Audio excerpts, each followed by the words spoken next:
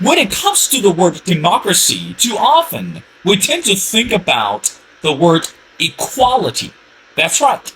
If you look at what's happening in America today, not only people are being hopeful and positive regarding the direction of the country, and given the fact 2024, we are hoping the next leader is going to change the direction of where the country is heading. But meanwhile, how about this democracy related to the word religion? In America, based on the Constitution, we know that religion, or the freedom of religion, is well preserved and also well valued under this constitutional rights. Well, ladies and gentlemen, in some countries, that's not really the case. For example, do you know that the Christians today in the nation of Nigeria are actually suffering tremendously because of the Christian presence? And also, how should we understand that men and women and children are constantly under the threat of this another type of extremists that because they have a Christian faith? And how should we put two and two together in order to understand the democracy, of course, the freedom of religion in the nation of Nigeria?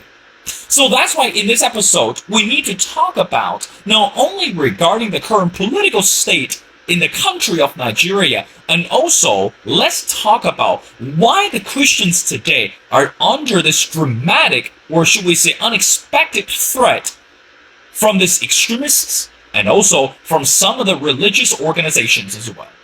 Well, ladies and gentlemen, it's my great honor to invite our distinguished speaker, who is Scott Morgan. Scott Morgan has been the president of Red Eagle Enterprises since its inception in November 2012. He uses his experiences from serving in the U.S. military to address various projects. Currently, Scott is based in Washington, D.C. His firm specializes in U.S. policy towards Africa and focusing on security, religious liberty concerns south of Sahara. Well, brother, and welcome back to The Missing Piece. Thank you, my friend, and hopefully this is another opportunity for us to fill that missing piece. Absolutely, Scott. Again, I have to say, as we mentioned before, too often when we think about the word democracy, again, in the sense of the United States of America, we're thinking about social equality, we're thinking about the constitutional rights, but for the nation of Nigeria, my first question right away is, how should we understand the ongoing conflict between the Christians and the jihadists today within the nation, and also why the Christians today in the nation of Nigeria are facing much greater threat from the jihadists? Scott, walk us through the entire piece. And there's also a third question that should be asked is, how do the outside analysts get this conflict and defining it wrong? Because often most people view this conflict as between farmers and herders, which falls into the narrative that some people prefer for climate change. You know, that's how they prefer to see this conflict. It's a dangerous narrative. It serves no one properly. But a lot of Nigeria's issues can be blamed on how the country was grown up. Nigeria is split almost evenly between Muslims and Christians. The Muslims were predominantly in the north, in the states where they still practice Sharia law, and the Christians were actually living in the south. In the part of the country which we call the Middle Belt, where a lot of the communal violence is taking place, which is sadly being drawn along ethnic lines now, and religious. Some of the violence is not just Muslims versus Christians. It's also, you have one group of Muslims killing other Muslims because they don't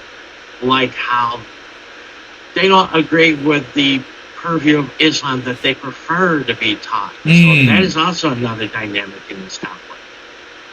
But neither as a way, As you know, Islam has been spreading southward from the Sahara in Africa into areas in Central Africa, where, due to colonialism, Christianity actually has a good, stable base, for lack of a better term.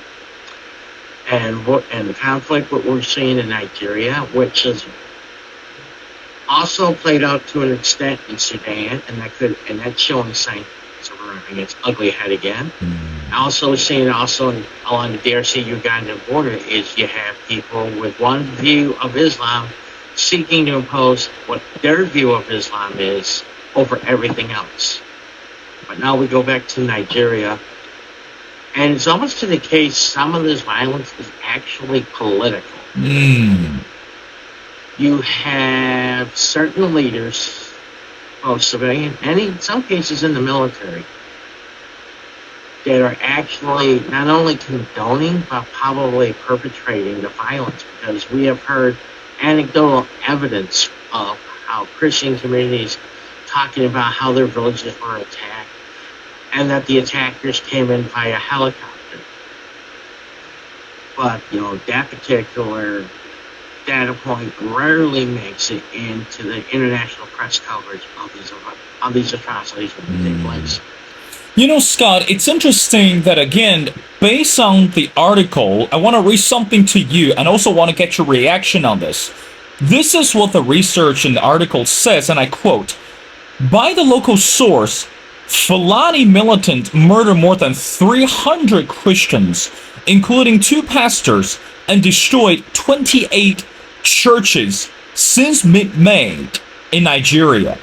And the Islamic extremists also displaced 30,000 Christians and destroyed 2,000 homes in the recent attacks." Now, we understand different type of religious extremists have different names and also different religious backgrounds. But for our audience and also our viewers, that needless to say, we are very less informed regarding what we called, or what the article mentioned is called a Fulani militant. So again, Scott, walk us through how should we understand the background and also the complication of the Fulani militant, and also by displacing the Christians and also by destroying their homes in recent attacks, what kind of message did the Fulani militant send to the Christian community today? What do you say to that, Scott? Okay, first of all, for the benefit of our viewers and listeners, I'll describe the Fulani. The Fulani are a nomadic tribe who are known to roam the region of West Africa, literally from Senegal over to Sudan. They are known as herders. They're nomadic people. They've been known to raise cattle, which is how sometimes they're also referred to as pastoralists and others. The farmers come into conflict because most of the Christians who have been attacked are primarily small scale farmers. Very, very few heads of cattle, small garden plots, that type of thing. So that is how the simplification of the conflict can be made. But you're looking at the churches, and then I know I sent you the link, but recently there was a Catholic diocese in Nigeria that has lost 13 parishes. That means, the parish is another way of saying church. Buildings have been razed, like the priests and the congregation have either been killed or driven away. And stories like this rarely make it into the news, or if they do, they are actually, poo-poo, just like it's not serious, or they're being made up. Because I've actually heard from Nigerians and other activists who go over to Nigeria, and when they interact with the U.S. Embassy in Nigeria, and when they raise those concerns, they are met with disdain from the U.S. Embassy. By literally they're being told you're making it up, or the U.S. Embassy wants proof of the incident occurred. And I would hazard to say that it is not just the U.S. Embassy that does it. I would assume that other embassies are doing this as well. And then the question becomes, why are they doing this? Why? And also, there's another thing about why they could be doing this is also the timing. Remember, Nigeria just had a presidential transition recently. Former General Muhammadu Buhari is no longer president of the country. Bola Tinubu is now the president. So then you had then some other interesting questions come into light.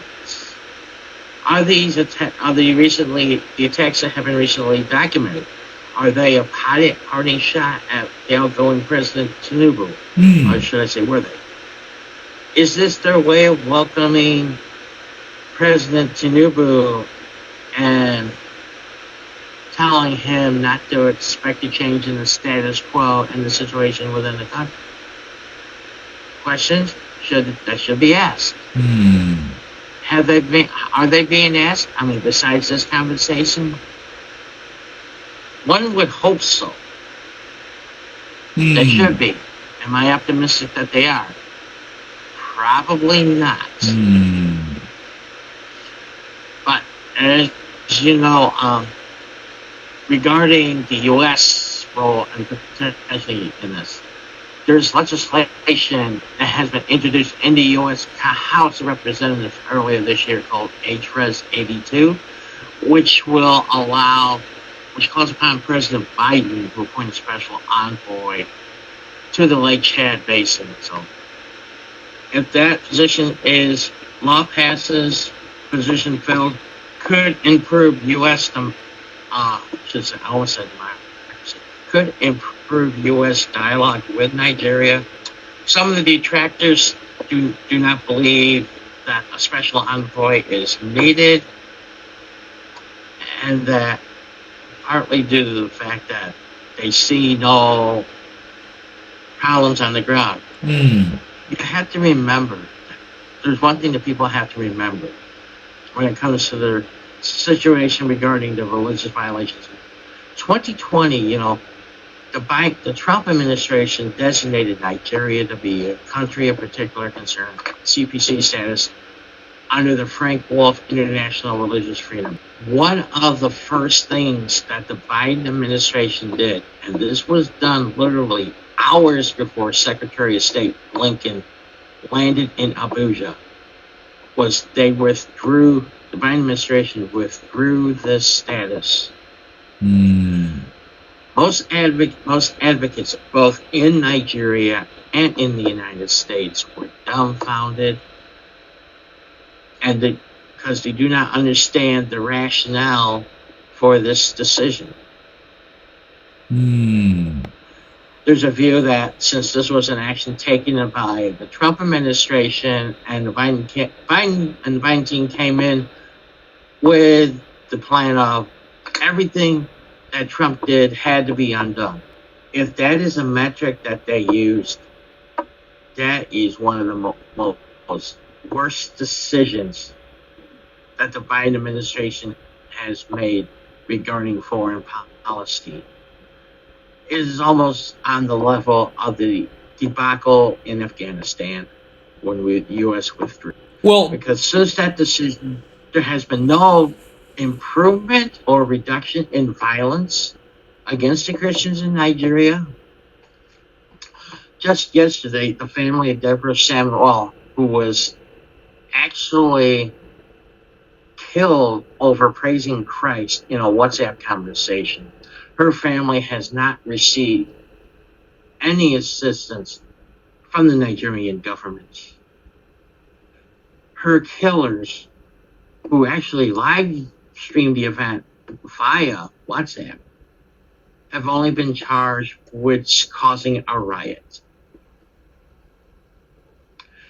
And that is some of the background that Christians face in Nigeria, and and for whatever reason, this administration in Washington has no problem with it. Well, Scott, I have to say, it's heartbreaking and also saddening to hear that how Christians today in Nigeria, again, it's not just about the failure of the American foreign policy in Nigeria. But also, for decades, we championed this idea that America is supposed to provide protections and also provide this sustainability of religious freedom around the world. I mean, again, this is the concept that we root for, and also this is a concept that we preserve for decades. Even today, that despite the fact that American political atmosphere is standing at the crossroads, but internationally speaking, religious freedom shall be the number one issue, or shall be the priority, period.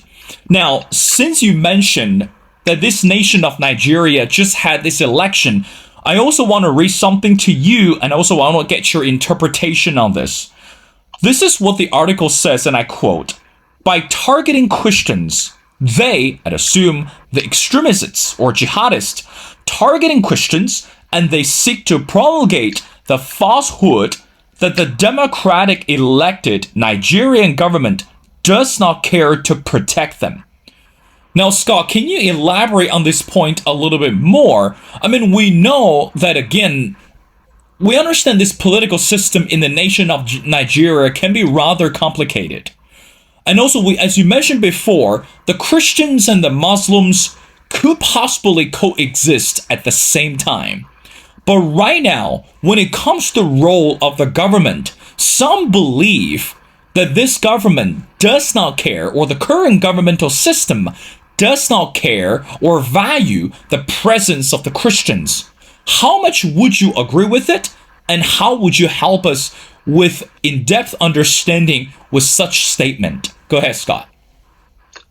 Oh, that is a great question, because actually, if you look at how certain state governors in Nigeria operate, because actually it reveals a problem, because the northern states in Nigeria, they actually practice Sharia law.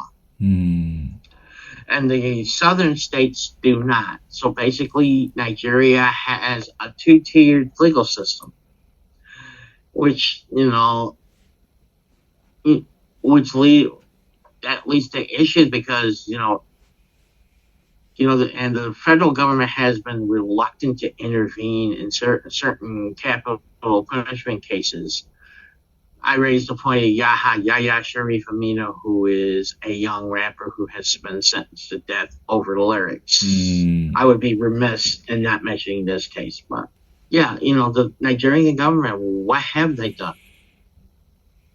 The military has often responded late to attacks, but whenever there are operations where they claim success in eradicating their enemy, and if you notice, sometimes they even choose some of the language that they use differently.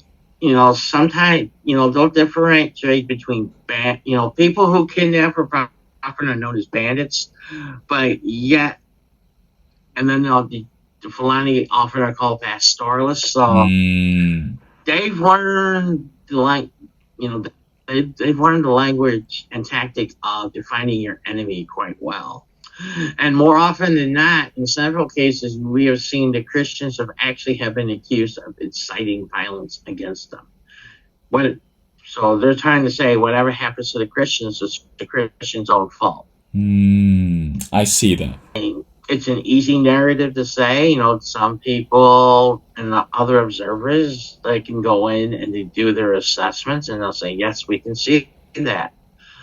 But going back to the U.S., whatever the U.S. says or does regarding Nigeria, I take with a grain of salt.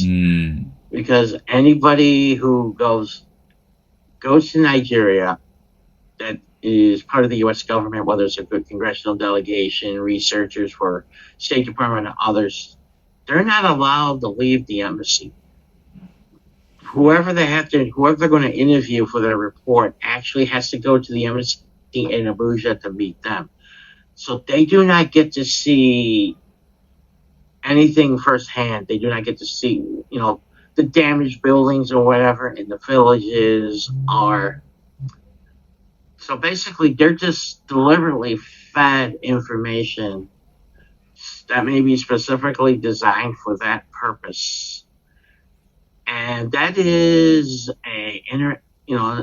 it's a classic propaganda tactic. We all remember back in the days of the Soviet Union of Potemkin villages. It's almost like some things are actually coordinated and done such a way to keep the U.S. and others' interests to make sure that the Nigerian government actually gets the help that they need, but that often does not make it down to the state level where some of the issues actually are dealt with.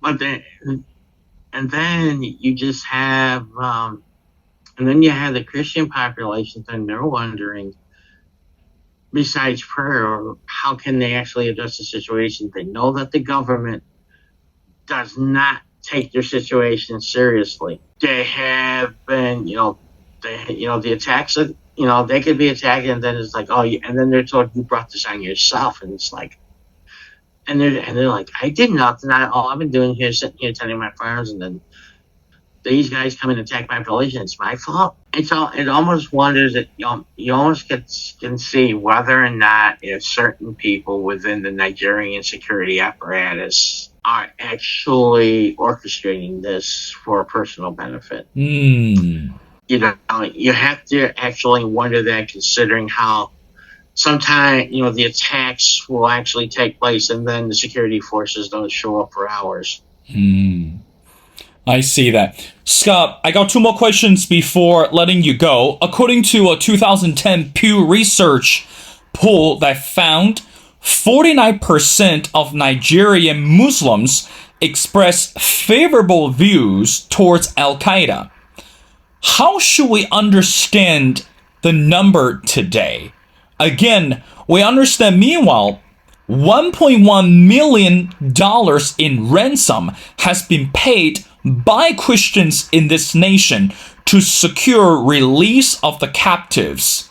Again, one number is 49% of the Nigerian Muslims had the favor view towards Al-Qaeda, but meanwhile, $1.1 million in ransom has been paid by Christians to secure the release of the captives. Scott, two numbers. What do you make of that? It's almost like, in some ways it's looking like Colombia, for easy source of revenues to kidnap somebody and extract their ransom. The Al-Qaeda question, I will tell you something that several congressional staffers have told me here in Washington. That is that the reason why they probably have that high number of support for Al-Qaeda is that some of the imams that are actually going back into Nigeria are not trained locally in the region of West Africa. They're coming from the Gulf states. That itself should tell people something. Well, I mean, again, Scott, it's rather complicated to explain the relationship between the jihadists and the Christians in Nigeria today. Now, I want to wrap up our conversation by asking you a very simple question. This is something that you mentioned over and over again. What is the role of the U.S. today when we talk about such situation in Nigeria? Because we would love to protect the religions of freedom, but meanwhile, we can't stand and we can't bear the Christians are actually suffering today in this country, because it's not just about paying the money, it's not just about getting the release from the captives, but it's really about how to wake up the government to understand that the jihadist or the Fulani militant cannot or no longer should pose threat to the Christian community. So how could U.S. put greater effort in order to make the point much clearer? What do you say to that, Scott? Unlike some people, we have to interact more with the Nigerians, not just with the federal government in Abuja. There are U.S. consulates in several other cities in Nigeria, like Lagos, Port Harcourt, and Kano. So we actually having the U.S. personnel going to these cities and gathering information will be a benefit. There's always Nigerian delegations coming to the U.S. and seeking redress because reached a couple weeks ago regarding HRES 82, they actually had a hearing on it about moving that piece of legislation forward in the House of Representatives, and that is a good thing. A lot of people will actually urge boycotts. Boycotts are often counterproductive because, granted, you may not like how they're doing things, but if you just walk away from them while they're doing something, and you're giving them de facto control over an area or the conversation. So both ways, but even though boycotts are easier to do, and always, and as Nigeria is not going to be the only issue, because we're seeing a lot of issues regarding India, and Indian Prime Minister Modi is in Washington this week. That's right. And there are some groups that were promoting the rights of Christians in India that wanted the U.S. to rescind the invitation for Prime Minister Modi to come here. That would be counterproductive. Because if he's here and you don't want to talk, you're really concerned about this issue, but you don't want to talk to him, you're shooting yourself in the foot. But as Nigeria, I think there's a sense that the U.S. is going to give President Tinubu a grace period. They've had their early days of the transition. The sense is that they're going to give President Tinubu a chance to come up with new security strategies. I mean, there are now new leadership within the Nigerian military. So that, the change, having, as the old saying goes, a new broom sweeps cleaner. So we shall see how it goes forward. And then when the State Department comes out later this year with their recommendations on whether or not countries that will be placed on designated as a country of particular concern or placed on a special watch list under IRFA, we shall see what the State Department views, and then it'll have to be determined whether or not from that point out what the next steps will be, because naming and shaming can only go so far, and right now with the process in Nigeria, the perpetrators are being named, but instead of being shamed, they're being glorified. That's right, Scott. Meanwhile, while we're waiting for the response from the state government, and also waiting for the response from the U.S., but let's keep on praying for this country. And also we believe that our brothers and sisters that in Christ, again, no matter what happens, stay strong. We know that in the Bible that God never promises that the followers or sons and daughters will always have the good time. There will be hardship or obstacles, but meanwhile we need to keep them in prayer and be encouraged, and also believe that everything is going to be okay. Well, again, ladies and gentlemen, it's my honor to speak to Scott Morgan. Scott has been the president of Red Eagle Enterprises, and since its inception in November 2012, he uses his experiences from serving the U.S. military to address various projects, and he's currently based in Washington, D.C. Well, Scott, it's been a pleasure speaking to you, and thank you so much for helping us with better understanding about the situation in Nigeria. Let's keep in touch, brother, because we love to have you back on the show as we continue to follow and also pay attention to those Christians and also to those fairs among the countries in Africa. So thank you so much for doing this.